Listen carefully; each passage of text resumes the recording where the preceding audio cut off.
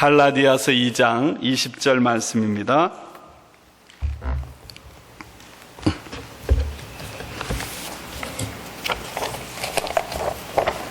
갈라디아서 2장 20절 말씀 우리 함께 봉독하겠습니다. 함께 봉독합니다. 내가 그리스도와 함께 십자가에 못 박혔나니 그런즉 이제는 내가 사는 것이 아니요 오직 내 안에 그리스도께서 사시는 것이라. 이제 내가 육체 가운데 사는 것은 나를 사랑하사 나를 위하여 자기 자신을 버리신 하나님의 아들을 믿는 믿음 안에서 사는 것이라. 아멘.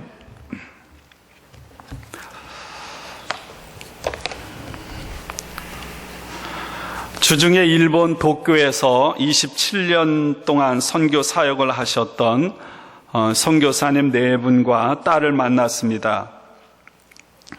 27년 일본에서 선교 사역을 하는 중에 수많은 지진을 만났는데 2011년 동일본 대지진 때의 지진 강도가 가장 심각했다는 것입니다.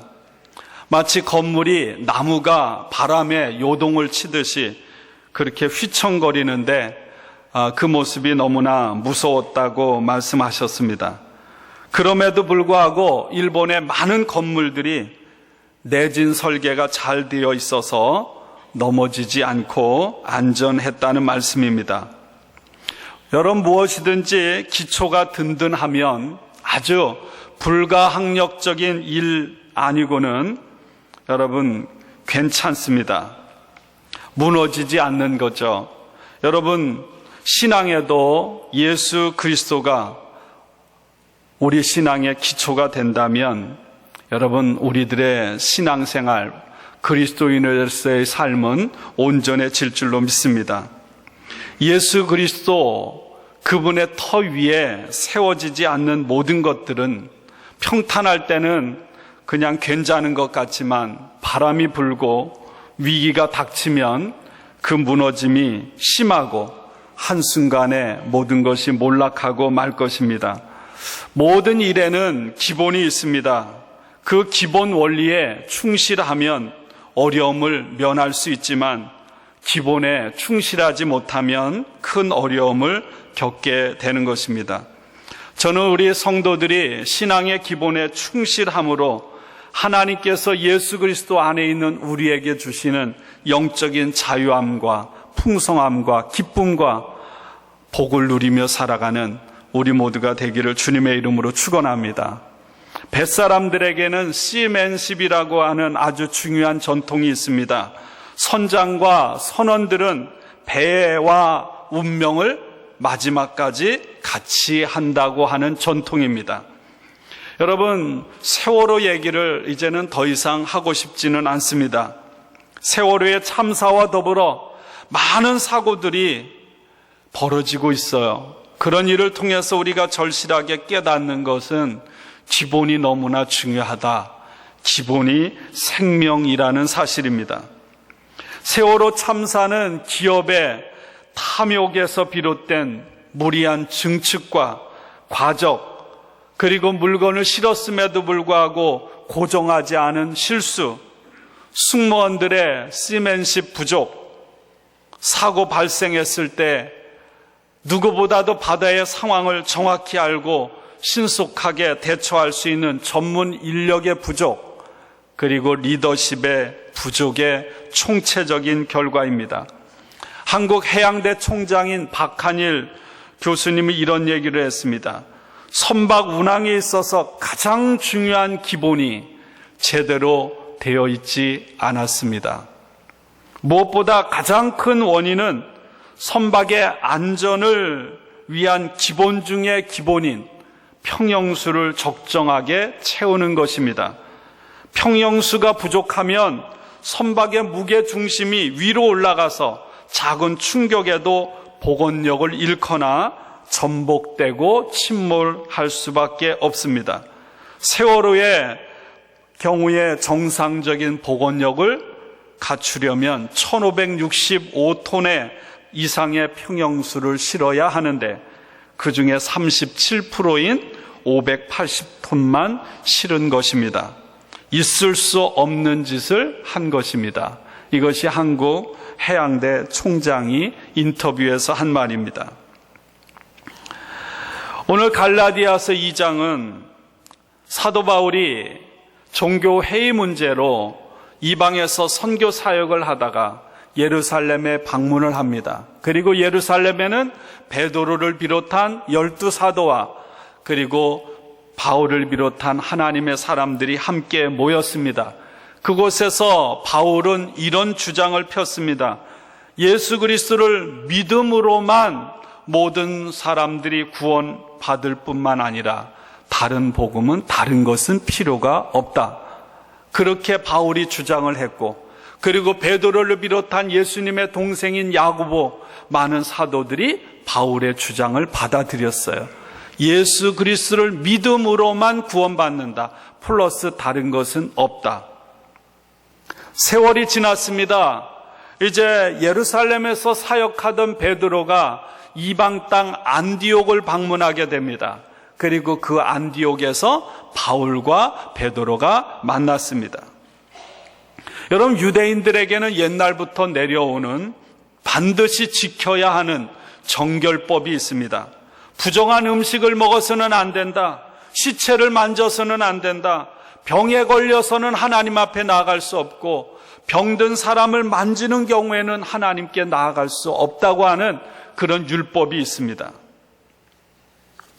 당시에 여러분, 이 바울과 베드로가 살았던 당시에 이 유대인인 베드로가 이방인들과 함께 앉아서 밥을 먹는다고 하는 것은 굉장히 놀라운 충격적인 일이었습니다. 그런데 하나님께서는 미리 베드로에게 환상을 통해서 깨달음을 주셨습니다. 사도행전 10장에 보면 하나님께서 환상 중에 고넬료에게 가서 복음을 전하라고 그렇게 말씀하셨어요. 그런데 베드로는 그 하나님께서 보여주신 환상을 받을 수가 없는 거예요. 어떻게 복음이 이방 사람들에게 전해져서 이방 사람들이 구원받는다는 것을 용납할 수가 없었던 거예요. 그때 하나님께서는 환상 중에 뭐합니까? 보자기에 온갖 정하고 부정한 짐승들이 가득 담긴 보자기를 베드로에게 내려보냅니다. 그리고 말하죠. 잡아먹어라. 베드로는 하나님께 말합니다. 나는 그럴 수 없습니다. 왜냐하면 부정한 것들이 있기 때문에. 그때 하나님께서 다시 한번 말씀합니다. 잡아먹어라. 하나님이 깨끗하게 하신 것을 내가 속되다고 하지 말라. 여러분, 예수님께서도 그렇게 말씀하셨습니다.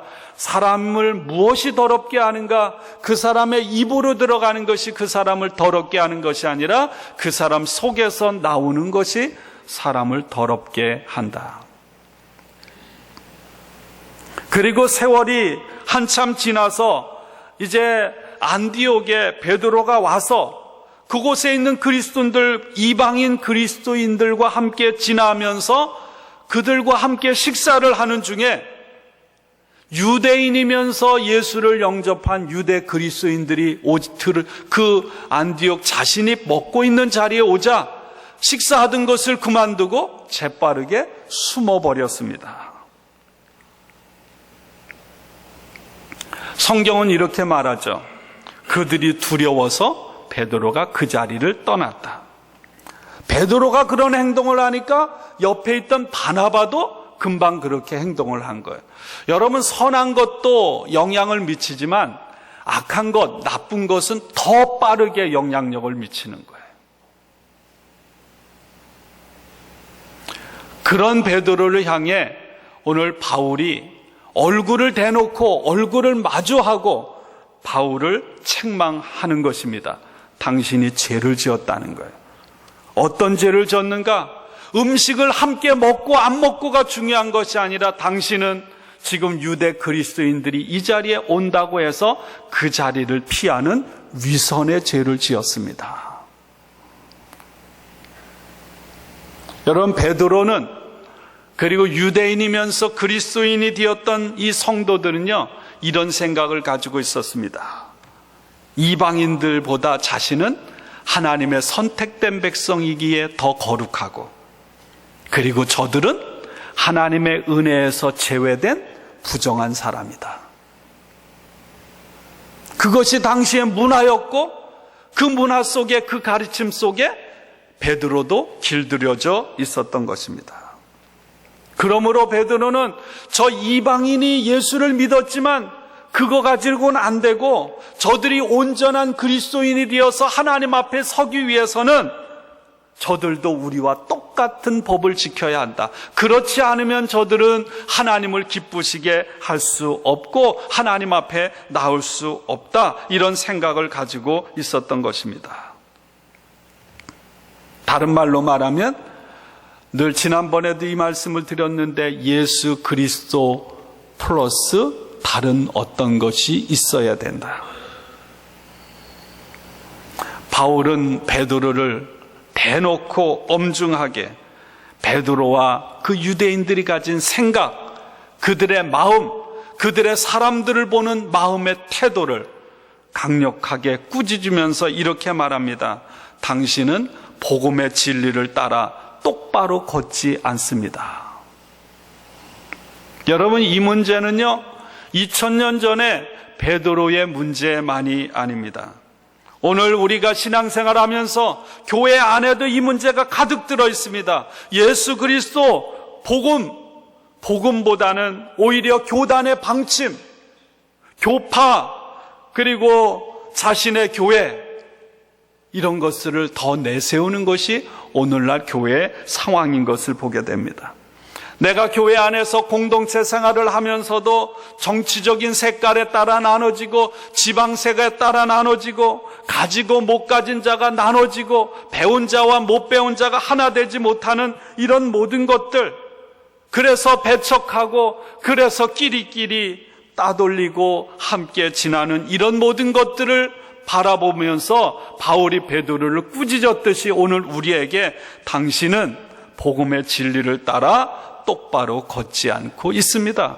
오늘 우리에게도 동일하게 강하게 책망하고 있다는 것입니다. 여러분, 어떤 사람들은요 교회 안에서 함께 예배를 드립니다.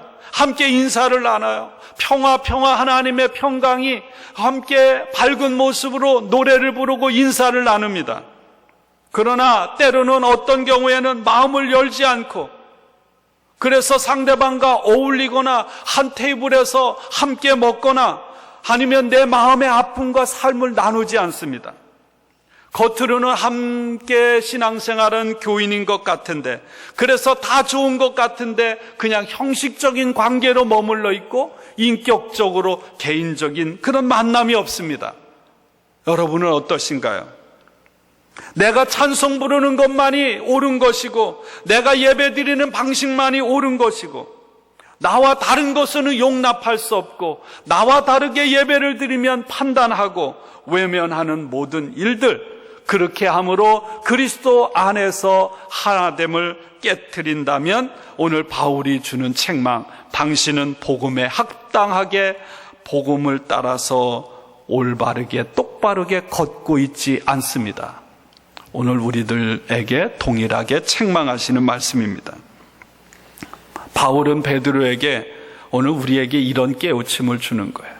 나 자신도, 우리 한 사람 한 사람도 다 하나님으로부터 감당할 수 없는 값없이 거저주시는 은혜를 받았음에도 불구하고 예수 그리스도의 십자가의 그 사랑을 내가 값없이 받았음에도 불구하고 그것을 아주 잊어버린 채 나보다 못한 사람, 나와 다른 사람들을 내 마음속에 교만과 자기의가 가득해서 함부로 대하고 함부로 판단하고 함부로 따돌리는 그런 죄를 우리가 날마다 범하고 살아가고 있다는 거예요. 미국에 살면서 한 가지 속상한 거 있습니다. 물론 미국이 주는 그 사회의 합리적인 편리성이기도 해요.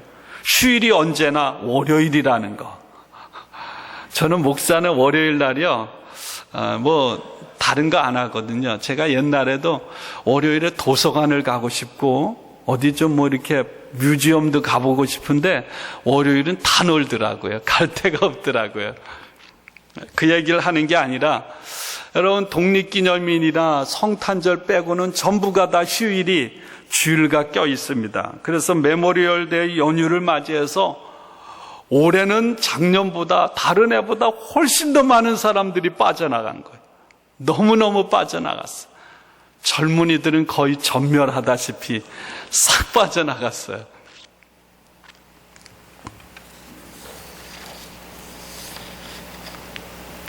제가 어느 장로님에게 부드럽게 주일에 빠진 거에 대해서 잠깐 말씀을 드렸습니다. 한번 모아서 말씀을 드려야 되겠습니다. 살짝. 제가 강하게 말해도 될 텐데, 강하게 한다고 되는 게 아니라 그 정도만 얘기해도 큰 충격으로 아마 와닿았을 것 같아요.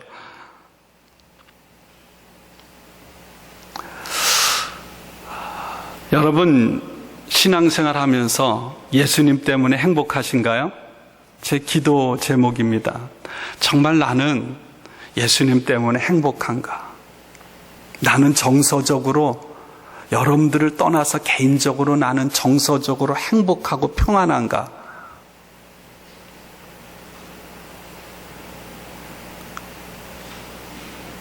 내가 여행을 안 떠나도 행복한가? 그럼 여행을 떠나면 행복한가? 늘 물어요. 저는 그래서 우리의 만나의 성도들이 그냥 단 하나, 예수님 때문에 여러분 삶의 기쁨과 평화와 행복이 가득하기를 날마다 기도합니다. 여러분, 사도 바울은 우리에게 이렇게 말하는 거예요. 누구를 대하든지 그 사람을 대할 때 복음으로 그 사람을 대하라는 것입니다.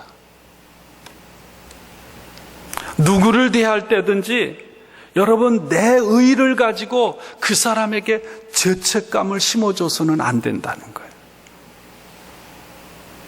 내가 이렇게 하니까 당신도 이렇게 해야 합니다. 내가 이런 헌신을 하는데 당신도 이렇게 해야 합니다. 장로님으로, 목회자로, 집사님으로, 권사님으로 이렇게 하면 안 됩니다.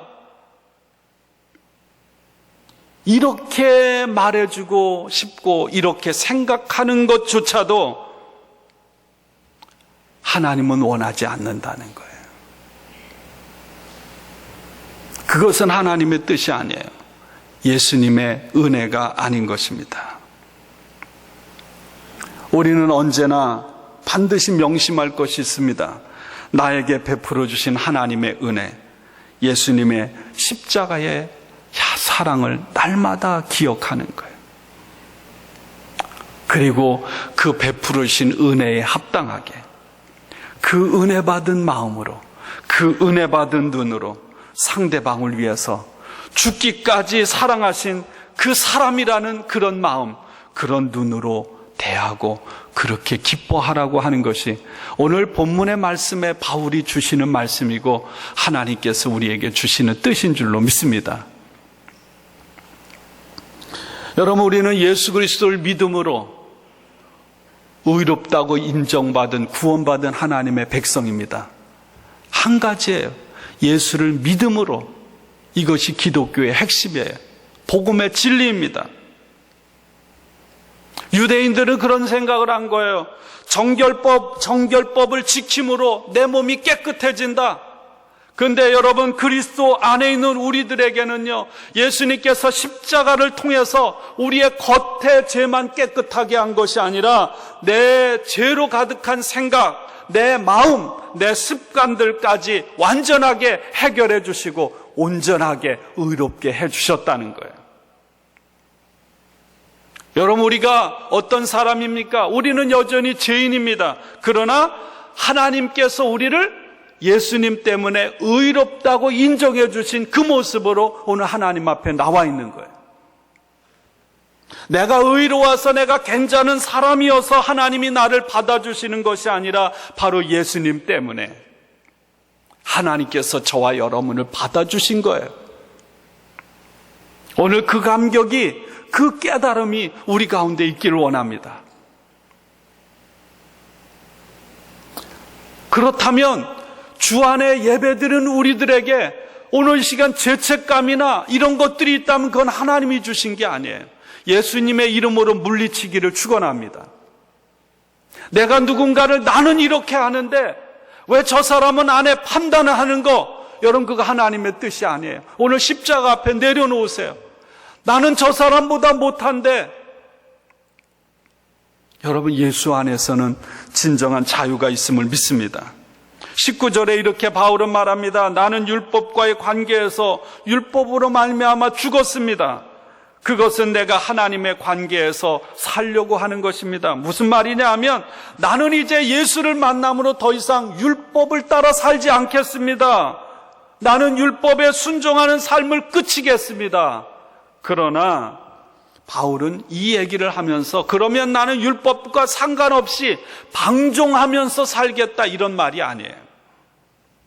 바울은 그의 보낸 편지에서 보면 철저하게 하나님의 말씀을 따라 거룩하고 경건하게 부지런히 선한 삶을 살라고 독려하고 있습니다.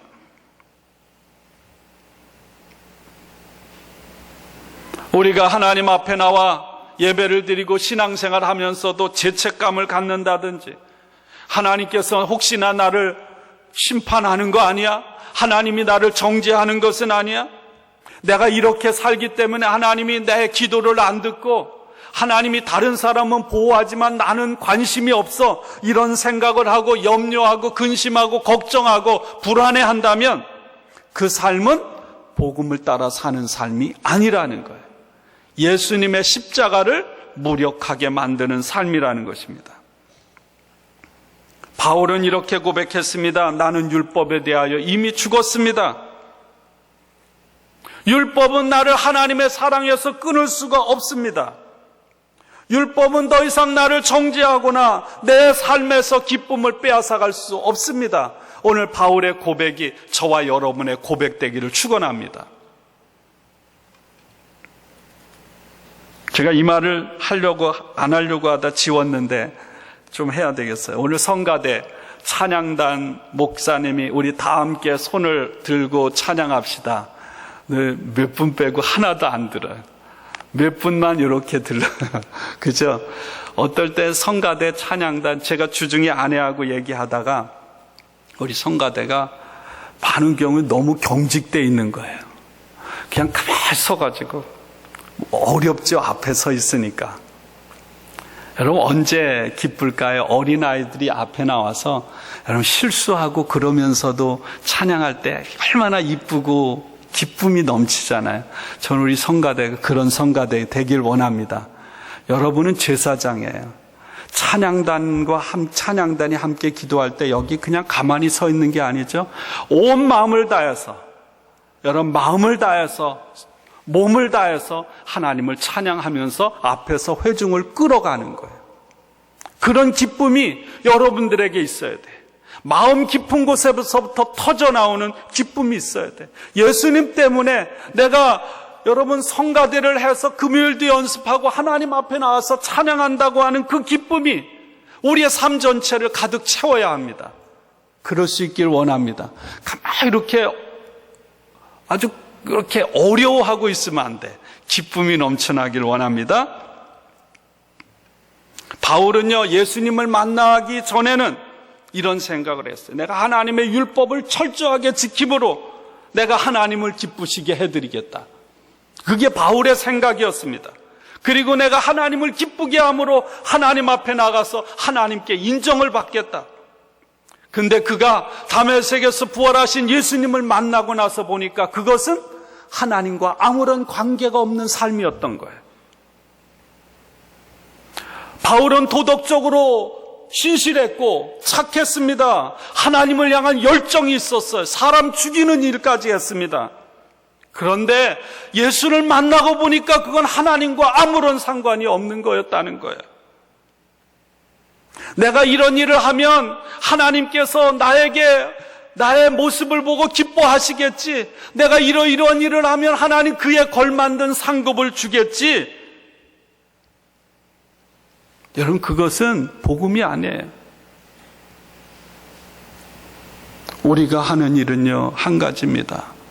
하나님의 감당할 수 없는 은혜, 예수님의 십자가의 사랑 때문에, 나도 하나님을 향한 사랑 때문에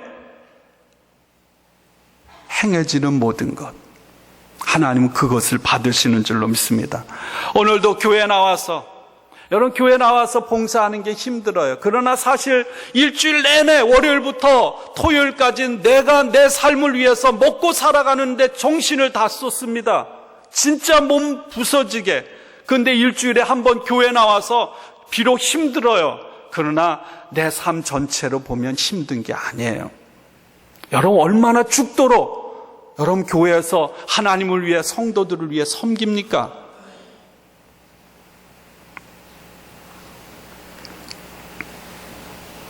오늘도 교회 구석구석에서 많은 분들이 섬겨요. 그러나 여러분 하나님을 향한 은혜 감사해서 사랑하는 마음이 아니면 그것은 하나님이 받지 않습니다.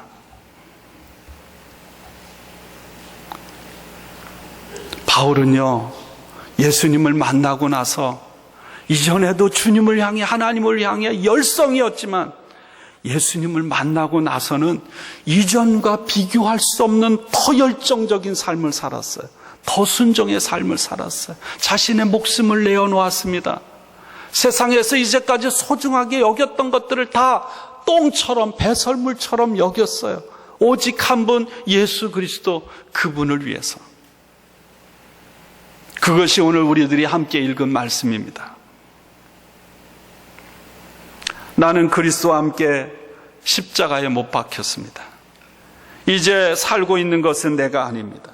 그리스도께서 내 안에 살고 계십니다. 내가 지금 육신 안에서 살고 있는 삶은 나를 사랑하셔서 나를 위하여 자기 몸을 내어주신 하나님의 아들을 믿는 믿음 안에서 살아가는 것입니다. 여러분 이 바울의 고백은 바울의 인생 전체에 살아갈 의미요 살아갈 목적이었던 거예요. 정말 바울은 예수님을 그의 인생에서 만난 후에 수많은 고난, 수많은 죽음의 위기들을 만났지만 여러분 이 바울의 고백이 그 모든 것을 극복할 힘이 된 줄로 믿습니다.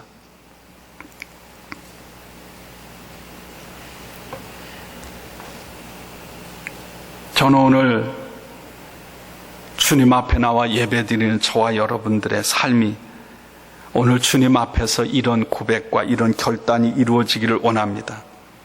바울은 예수님을 만나고 나서 이제 내가 사는 것, 내가 어떤 일을 하는 것, 내가 인생의 기로에서 어떤 선택을 하는 것 전부가 다 나를 위해 죽기까지 사랑하신 그 예수와 연결되는 그런 삶을 살아갔습니다. 여러분 이것이 바울의 에너지였고 오늘 우리 그리스도인 된 저와 여러분들이 하나님의 뜻을 따라 살아가는 삶의 내면의 힘인 줄로 믿습니다. 이것이 우리의 신앙의 지분이에요. 이것이 없으면 모든 것이 다 무너지는 것입니다. 예수 그리스도 안에서 정말 감당할 수 없는 폭포수처럼 쏟아 부어주시는 사랑을 날마다 받고 죄인임에도 불구하고 십자가로 덮어주셔서 의롭게 여겨주시는 그 은혜를 날마다 받고 그런 가운데서 나의 연약함을 하나님께 고백하고 회개하며 하나님 주시는 은혜 가운데 어떤 시련과 고통이 와도 그런 것을 하나님의 말씀으로 하나님의 함께 하심으로 물리치고 매 순간순간 하나님의 뜻에 복종하며 살아가는 삶, 이 삶이 저와 여러분을 통해서 이루어지기를 주님의 이름으로 축원합니다. 여러분 교회 제 사무실 밖에 팜추리 나무 아래 작은 텃밭이 있습니다. 작은 텃밭에는요 돌과 흙이 절반씩입니다. 제가 월요일 쉬는 날에는 몇 주에 걸쳐서 하루 종일 교회 와서 혼자 땀 범벅이 되도록 큰 채를 만들어서 돌을 걸러내는 거예요. 한 30-40cm 정도 땅을 파서 그 위에 있는 모든 흙의 돌을 다 걸러냅니다. 부드러운 흙을. 그리고 저쪽에 옛날 이 담장 쳐놓은 낙엽 썩힌 것을 깔고 그리고 거름과 흙을 섞어서 놓았습니다. 그곳에 상추, 들깨, 부추, 근대, 토마토, 고추, 오이, 케일, 잔뜩 심어놨어요. 저만 먹으려고 하는 게 아니라 누구든지 따먹으라고. 한편 죄송한 마음도 들어요. 내가 이거 하고 있어야 되나? 교인들을 더 돌봐야 하는데. 여러분, 돌짝밭을 옥토로 만드는 일은 결코 쉽지 않습니다. 그렇지만 조금씩 하다 보면 어느새 옥토로 변하는 거예요. 아마 올해는 더 많은 열매를 거두게 될 것입니다. 제가 어느 장로님에게 카톡을 보냈어요. 제가 없는 동안 아침마다 물 좀 잘 주십시오. 여러분, 농사에는 법칙이 있습니다. 많은 수확을 거두기 위해서는 좋은 씨앗도 필요하지만 반드시 옥토에 떨어져 자라야 합니다. 그래야 30배, 60배, 100배 결실을 맺는 거예요. 농사의 기본 중에 기본은 좋은 땅을 만드는 것입니다. 나무의 기본은 뿌리입니다. 건물의 기본은 튼튼한 기초입니다. 여러분, 신앙의 기초는 예수 그리스도인 줄로 믿습니다. 여러분, 이제 6월 28일부터 7월 27일까지 한 달 동안 전 세계에 있는 모든 무슬림들은 이슬람 달력으로 매년 9월 달에 시작되는 라마단 금식 기도 운동을 합니다. 여러분, 이것은 이슬람인들이 반드시 지키는 5대 의무입니다. 단식은 반드시 해야 돼요. 하루에 5번 예배를 드립니다. 첫 번째 예배가 새벽에 드리는 거예요. 네 번째 예배가 저녁 때 드리는 것입니다. 첫 번째에서 네 번째까지 새벽부터 저녁까지 아무것도 먹어서는 안 됩니다. 그리고 저녁 네 번째 예배가 끝난 후 새벽까지 먹어도 되는데 배불리 먹어서는 안 돼요. 술, 담배, 물, 성생활도 할 수가 없습니다. 여러분, 이것이 이슬람의 신앙의 기초예요. 여러분, 우리 성도들 중에 이렇게 하면 아마 뒤집어질걸요, 변혁이 일어날걸요. 우리는 그들과 같이 할 수가 없어요. 유대교인들은 하루에 3번 기도합니다. 9시, 12시, 3시. 그러나 여러분, 이슬람에는 진정한 구원이 없어요. 여러분, 신앙은 어떤 겉으로 드러나는 일을 하는 것이 우선이 아니에요. 나를 향하신 하나님의 사랑, 예수 그리스도의 십자가에 그 감당할 수 없는 사랑에 감사해서 내가 예수를 주로 고백하는 그 기초가 신앙의 전부인 줄로 믿습니다. 이 내면의 기초가 든든히 세워지길 원하고요. 그리고 이 내면의 기초가 든든히 세워지고 나서 외면의 기초가 든든히 세워져가는 우리 모든 성도가 되기를 원합니다. 이슬람이 부럽지 않을 만큼 신실한 성도가 되기를 원해요. 미국에서 가장 영향력 있는 교회 중에 하나가 세이비어 교회입니다. 이 교회는 한 300명도 안 되는 작은 교회가 미국 전체를 움직여가는 엄청난 영향력을 주고 있습니다. 세이비어 교회의 제자 훈련을 위한 최소 서양문입니다. 다시 말하면 세이비어 교회 교인이 되기 위해서는 반드시 이 서약을 지켜야 된다는 거예요. 제가 몇 가지 소개합니다. 첫째, 매일 정해진 기도 시간을 통해 하나님과 만나겠습니다. 둘째, 매일 성서 말씀을 통해 하나님께서 우리에게 말씀하시도록 하겠습니다. 셋째, 매주 특별한 일이 없는 이상 우리 교회에서 예배에 참석하겠습니다. 넷째, 내가 너희를 사랑한 것 같이 너희도 서로 사랑하라 하신 주님의 명령을 기억하며 형제들과 모든 사람들을 더욱 사랑하기 위하여 내 안의 사랑을 더욱 키워 나가겠습니다. 다섯째, 하나 이상의 그룹에 참여하여 그 그룹의 핵심적인 조력자가 되겠습니다. 여섯째, 수입의 11주에서 시작하여 점점 더 헌금하도록 하겠습니다. 일곱째, 만일 이와 같은 이와 같이 약속한 훈련에 실패하게 되면 그것을 고백하고 동료들에게 도움을 구하겠습니다. 여러분, 괜히 영향력 있는 세상을 바꾸고 살리는 교회와 교인이 되는 게 아닌 거죠. 저는 이 6월 1일, 6월 한 달을 시작하면서 하나님 전에 나와 예배드리는 저와 여러분들이 가장 중요한 우선 예수 그리스도를 믿는 믿음 안에서 값없이 거저 주시는 하나님의 은혜, 예수 그리스도의 십자가의 그 사랑 위에 터세우는 내면의 기초가 든든히 서는 우리 모두가 되기를 축원합니다.